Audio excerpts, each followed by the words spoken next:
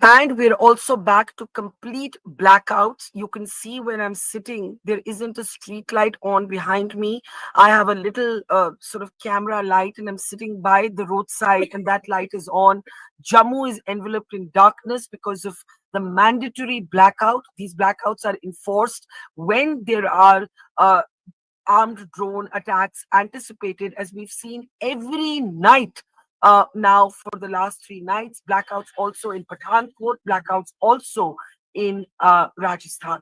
Now, in any case, it's been a surreal day because I woke up at 5 in the morning to the sound of explosions. And when I went running out, we discovered that a residential colony, that's the woman whose house was blasted by an armed drone from Pakistan as India's air defense tried to intercept it. We discovered that a residential colony had borne the brunt. This lady's house, the roof was blown away. There were several other homes in the same neighborhood where the same thing happened. She was absolutely crying when I met her. Then there was also, there you can see, that's the roof of her house. The flag, our tricolor though, was still standing strong there. And I thought that was a very poignant and powerful image.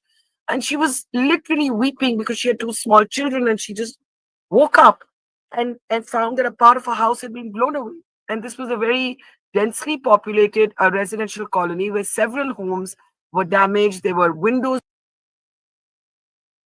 very strongly about this particular issue as well from both sides of the border. And I believe that I asked tough questions from both sides, from the Indian side as well as the Pakistani side. And my quest always, just as yours is, to get to the heart of the story and get to the truth. And within that, we use our experience, knowledge, and understanding of a story when we are talking to whoever it might be and holding power to account.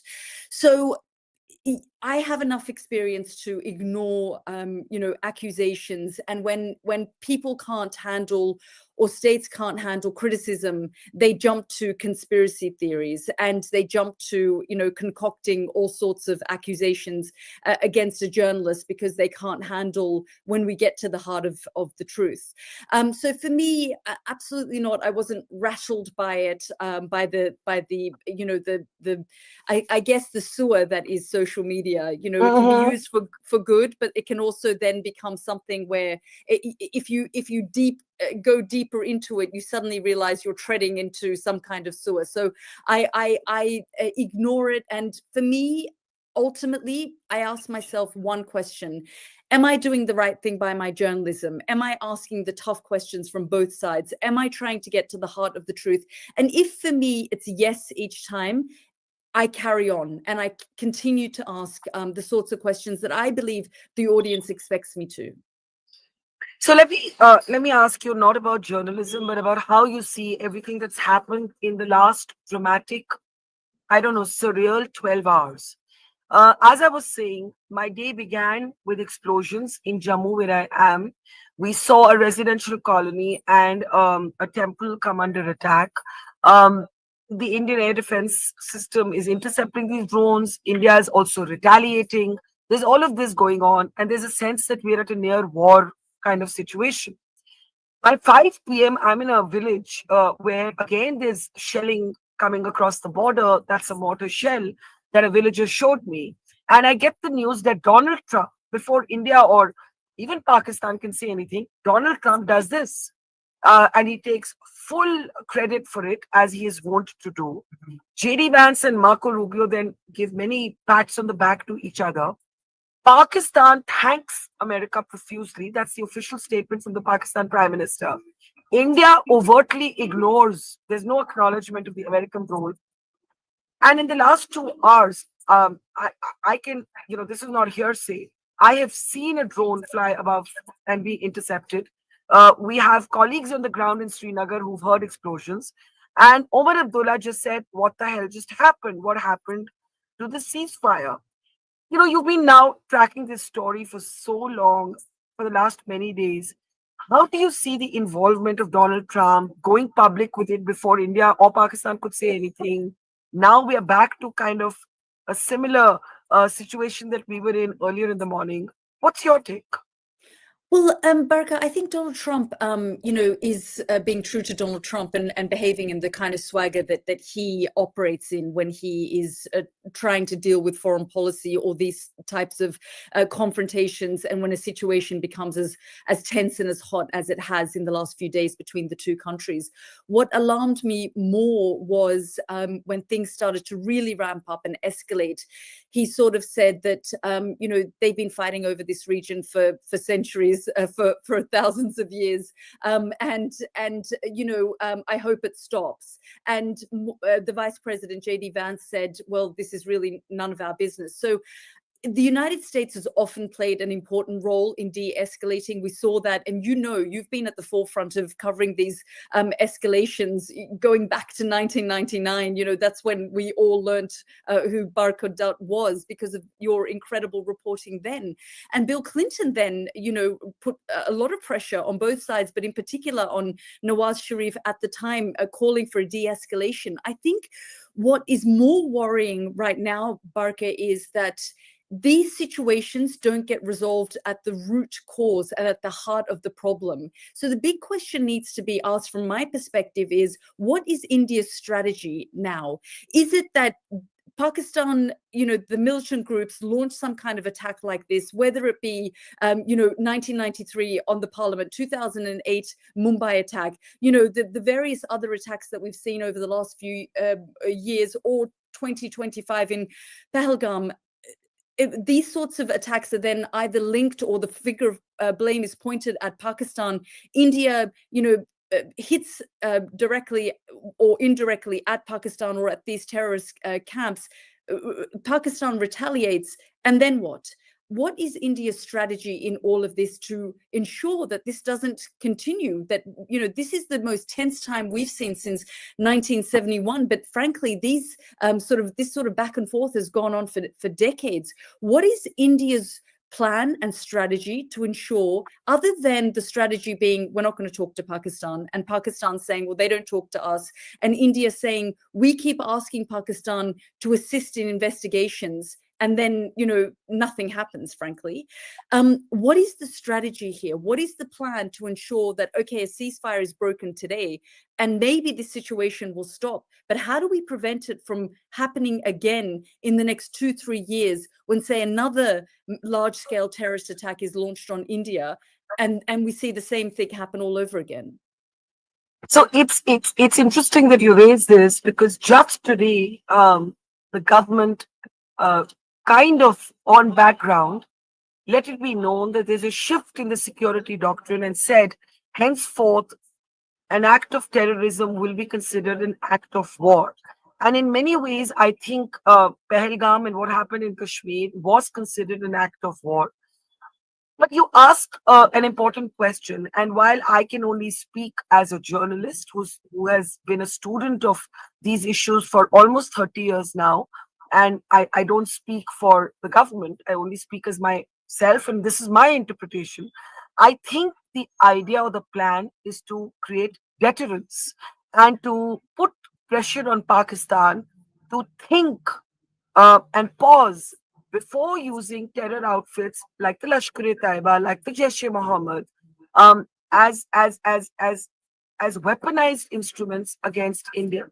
And let me point out to you, and I you already know this, but let me point out to our larger audience: the Lashkar-e-Taiba has been recognized as a proscribed terrorist outfit by the United Kingdom, by the United States, by the UK since 2001, if I'm not wrong. And there's a lot of frustration here about why the West is not able to see that these are effectively assets of the Pakistan army. And again, I mean, you know, there's some sort of either ignorance or lack of understanding, or a kind of both sidism, or taking it back to Kashmir. I mean, the attacks in Mumbai, for example, what does that have to do with Kashmir? The attacks in Pahalgam saw all of Kashmir rise up in revolt against what had happened. All of Kashmir, I've never seen those kind of street protests. So I guess my short answer to a very complex question is, I think the goal is to create deterrence. When you've been interviewing the Pakistani representatives, what is it that you pick up from them? What is your read of what they're thinking? I think that I'm quite shocked and surprised by how open and overt they are now about the connection to terrorism.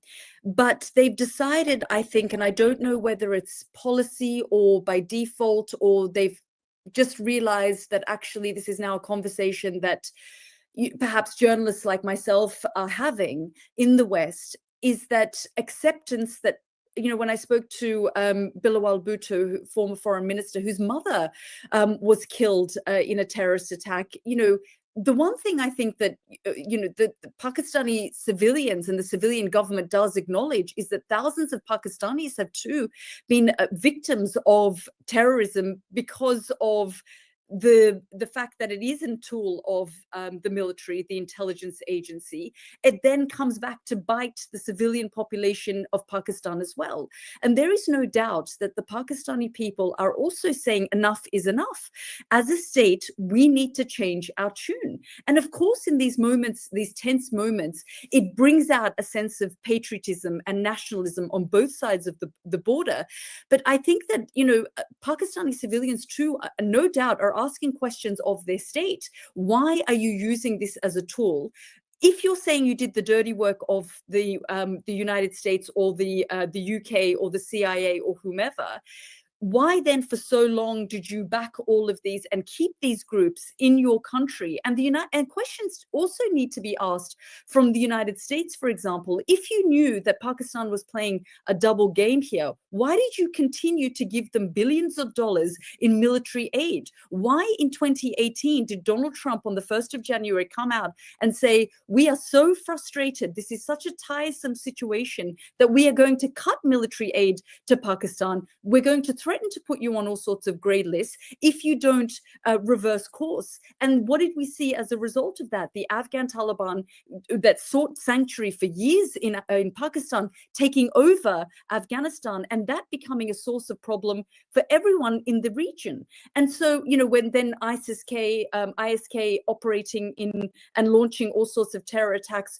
on Russia or Iran from Afghanistan. So this is not just a problem that is contained in Pakistani, villages where these terrorist camps or madrasas, seminaries operate from. This ends up becoming a problem for Afghanistan, for Kashmir, for India, for the wider, not just region, but for the global community. And I think that, it should be an issue that worries the West. And yet, for whatever reason, the issue of Kashmir is really difficult for the West and Western audiences and Western journalists to fully grasp and understand. They think it's some militarized zone and area that is a flashpoint every now and then and every few years between India and Pakistan, and not something that the West needs to worry about, when in fact it is, because it leads to all sorts of other issues, including two nuclear armed rivals, where this can actually turn into a nuclear sort of conflict, where China also now plays a huge role because they supply about 80%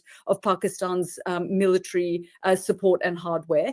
And then the big question that Delhi should ask, what will the United States do in the face of that if this does flare up, not just, in this particular instance, but in future? And if it is going to become a state-on-state issue, where does Delhi sit in all of that in terms of what the United States does?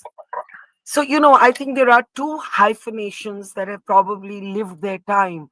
One is what the Americans used to call AFPAC. There was a time when the American response to Pakistan was driven by the American needs, transactional needs in Afghanistan. And then there was India, Pakistan. And I think India, or, again, not speaking for anybody, but just as an Indian, I think Indians kind of grew to resent that hyphenation. We see ourselves as as a country that has evolved in a different way, despite roots and history being common in North India and some parts of Pakistan, Punjab. But ASPAC, the ASPAC doctrine seems to have transactionally, this is how India sees it, determined how Americans respond to Pakistan. And I want you to talk about a very curious turn of events. I know that you spend a lot of time talking about the rights of women under Taliban run Afghanistan, but something very odd has happened. Today, there are anxieties, tensions, friction between the Taliban government in Afghanistan and Pakistan. Pakistan was once the chief sort of patron of many of these people, including the Haqqani network and so on. How did we arrive at this point? It's extraordinary, actually, Barkha, because as you say, for 20 years, when the Americans were in Afghanistan, there was a full awareness that once things started to, become pretty obvious that the Taliban had regrouped and they were launching large-scale attacks in Afghanistan and across Afghanistan in the years from about 2006, 2007, it started to really escalate. That Pakistan was offering them sanctuary support, rearming them, giving them full-scale support on the one hand, and then on the other hand, taking billions of dollars from the United States in the so-called war on terror. Even though there was a full awareness, the United States felt, as you say, because of this hyphenated role, they needed to rely on Pakistan in order to continue their so-called war on terror. And yet they also knew that this double game was being played by Pakistan. Fast forward to 2021 August, when the Taliban take over Afghanistan, and we see on the day that the Taliban, entered Kabul, the chief of the ISI was immediately arrived. Everybody else was exiting the country. The Americans were holed up at the airports. People were leaving the country and fleeing and falling out of aircraft as they were taking off out of Kabul airport. And the chief of the ISI was drinking tea at the Serena Hotel, celebrating this victory. And I think that, to me, was a marker of the sort of blatant acceptance at that point by Pakistan that we have done this, and now we have our boys in Kabul back. After 30 or so years of training them, providing them with the sanctuaries and the madrasas and, training, they're now in Kabul. So we now have a foothold over Afghanistan, which they resented the Afghan-India relationship for decades as well. So they didn't want Afghan forces trained in India. They didn't want an Indian influence. They were concerned about the Baluch Liberation Army being supported by, and funded and backed in any way by India or Afghanistan, which Kabul had admitted behind closed doors, the government then, that they too were working towards, backing these separatist groups. So all this murkiness was going on in the background. And on top of that, I think that Pakistan said, fine, our guys are there. They met, they more or less recognized the Afghan Taliban. They were making trips to Kabul, despite girls not going to school, despite the human rights concerns. So I think that was a turn of event. But I think since then, what's been extraordinary in the last 3 years, as you say, there's almost a buyer's remorse from the Pakistani ISI, the military, even the civilian government, because the puppet masters have suddenly realized that those guys that they've put back in Kabul are doing their own thing and not listening to Pakistan. And they're sort of saying, we want to be independent of you and run our affairs, whether it's on the borders, whether it's in any other way. We will lead this country and we're not going to dance to your tune. So I think that, no doubt that Pakistan does have buyer's remorse now with the Taliban, and the relationship isn't what they thought it would be of master and servant. And so it's taken a huge turn of events. But I don't think the world should look at India through that lens. India is now a superpower in the region. It is a country that, frankly, the United States sees as a way to take on China. India has its own issues when it comes to China, whether it accepts it or not. That is the truth. So again, I go back to my question, and we, you answered this in terms of deterrence, and a terrorist attack in India will now be seen as a state-on-state war if this happens again. Still, I'm not quite sure that the West fully grasps and understands what that means. I completely agree with you. I don't think the West understands it at all. And when the Pahalgam terror attack happened, I wrote a column and I said, this is an attack in a moment that the West has either missed, misrepresented, or misunderstood. So I think that gap continues. I want to, towards the end, play out just another clip of your interview with another Pakistan minister, Minister Tarar. This was also very compelling. Let's take a look. On my program just a week ago, your Defence Minister Khwaja Aasif admitted that Pakistan has for decades had a policy of funding, backing and using terrorist groups as proxies in the country. In fact, in 2018, President Donald Trump cut military aid to Pakistan because he accused Pakistan of playing a double game. So when you say there are no terrorist camps in Pakistan, that is going against what General Pervez Musharraf has said, what Benazir Bhutto has said, what your defense minister said just a week ago. In fact, what Bilawal Bhutto said to me a few days ago, he said that terrorism and funding and backing terrorist organizations has been and was part of Pakistan's history. Post 9/11, let's talk about post 9/11 scenario. And let me be very clear. Post 9/11, Pakistan was the frontline state, and we still are the frontline state in eliminating terrorism. You see, when we are the guarantors of world peace, because we are a wall between the terrorists and the rest of the world. That was an extraordinary interview. And I'm glad you brought up Musharraf. I remember once interviewing Musharraf and I asked him, what do you think about the Lashkar-e-Taiba? And he said that they're patriots. He actually called a prescribed terror group patriots. He was that sort of brazen about it. And, Christine Fair, I don't know if you've had a chance to interview her, but Christine Fair has this argument that that it's true that many people in Pakistan have been victims of terrorism. But the Lashkar and the Jaish are the only two terror outfits in Pakistan that never act within Pakistan. There has never been a terror strike inside Pakistan by these two terror groups. So, talk a little bit in the end about that interview, and also Bilawal Bhutto saying to you, "Oh, everybody has a past."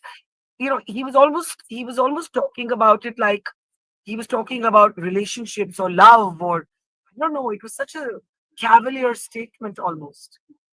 Yeah, and on Attaullah Tarar, that interview, literally India launched Operation Sindoor 15 minutes earlier. And so he got on the line and I had just broken the news and I started to talk to him. And he immediately wanted to talk about the fact that Pakistan has been on the front lines of fighting the war on terror and has been a victim of terrorism. And as you say, it's long been acknowledged that thousands of people in Pakistan have suffered as a result of this. But I also think it's quite extraordinary. Like I said, Barkha, earlier in this interview, that I feel like there is almost an acceptance that we didn't have right across the board, whether it's Tarar or Bilawal, sort of saying, this is what's happened. This is our past. I mean, Tarar himself wasn't willing to accept any of it. I asked him about Osama bin Laden being found in Abbottabad near a military HQ. And he said, this is not really the case, and kind of dismissed it.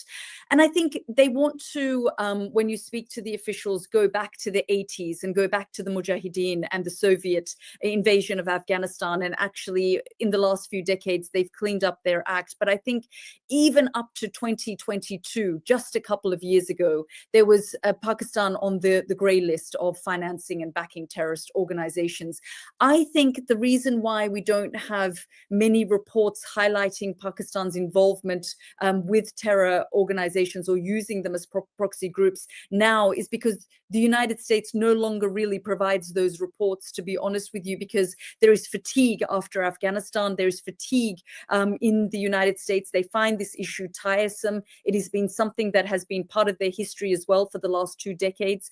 Afghanistan has now fallen to the Taliban, and Pakistan, well, they will continue to have these camps. I'm not sure Sharif. I mean, we saw what happened after the strike in Bahawalpur, where Jaish-e-Mohammed's chiefs, 10 members of his family were killed, and he himself acknowledged that. The Pakistani military has backtracked. Initially, they told Reuters news agency that they had died in that particular attack and they'd been killed. But he himself went on to acknowledge that, which is telling you everything. Absolutely. And by the way, you must have seen this, but there's a link to the beheading of Daniel Pearl and the possible or the reported killing of Rauf Azhar, who masterminded the hijacking of the aircraft IC-814 in 1999, which led in turn to the release of Omar Said Sheikh, who's a British Pakistani, who beheaded Daniel Pearl. And the Pakistan Supreme Court acquitted him, and he's somewhere in a safe house in Pakistan. And, even that, which directly concerns the killing of an American journalist, I don't think has got the kind of attention that one would imagine it would get. But Yalda, we could carry on like this forever. I'm going to let you go. I know you're extremely busy.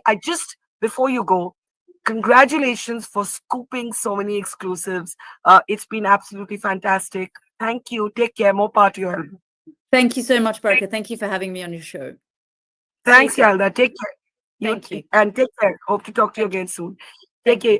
Now, that was Yalda Hakim, who has, of course, been setting the agenda with so many of her interviews amid these rising military tensions between India and Pakistan, as India had hit back hard while Pakistan sent in drones and missiles attempting to target